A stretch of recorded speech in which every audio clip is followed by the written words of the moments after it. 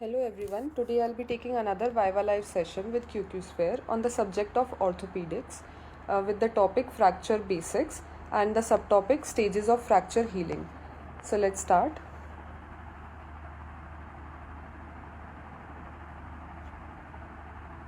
Welcome.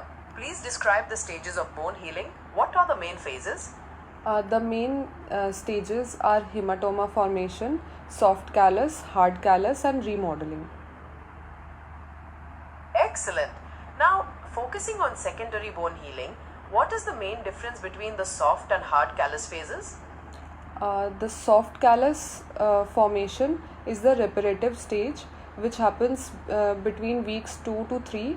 It is the process of fibroblasts and chondroblasts perforation and production of fibrocartilage that bridges the gap between bone ends.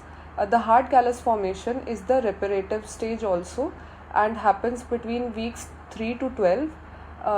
It is the process where osteoblasts turn the soft cartilage callus into hard bony callus through endochondral ossification. Excellent differentiation. What mechanical factor primarily influences the formation of this hard callus?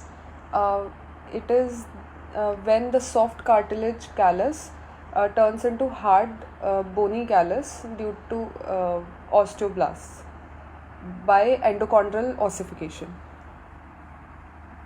While that is the biological process, I was asking specifically about the mechanical factor. Stability at the fracture site is key. Minimal motion promotes hard callus formation. Now, under what conditions might primary bone healing occur instead? I don't know, can you please tell? Primary bone healing occurs when there is absolute stability and compression across the fracture, often after surgical fixation, bypassing the callus phase. Let's consider a complication. What is compartmental syndrome and why is it an emergency? Compartment syndrome is the it happens it is an emergency where increased pressure within the muscle compartments restrict blood flow, causing tissue ischemia. That's correct. Why specifically is it an emergency? What are the immediate risks? It can cause tissue necrosis and pain and paresis. Yes, tissue necrosis and nerve damage are significant risks. Immediate decompression is vital to restore blood flow and prevent permanent damage. Now, regarding delayed healing, what's the difference between a fracture that develops non-union versus malunion? Malunion develops when the fracture heals, but in an unacceptable or functional deformity where the alignment is wrong or there is angulation or rotation.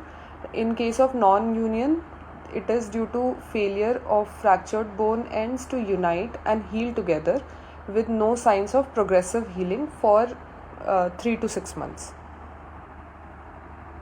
That's correct. What factors commonly lead to non-union? Name a few possible reasons. I don't know. Can you please tell? Non-union can be caused by inadequate blood supply, excessive motion at the fracture site, infection, or systemic factors like poor nutrition or smoking. This concludes our session. Overall, your understanding of the phases and classifications is good. Focus on reviewing the biological and mechanical factors and complications in more detail. Please remember that this interaction is for educational purposes only and not medical advice or diagnosis. Always see a healthcare professional or seek care for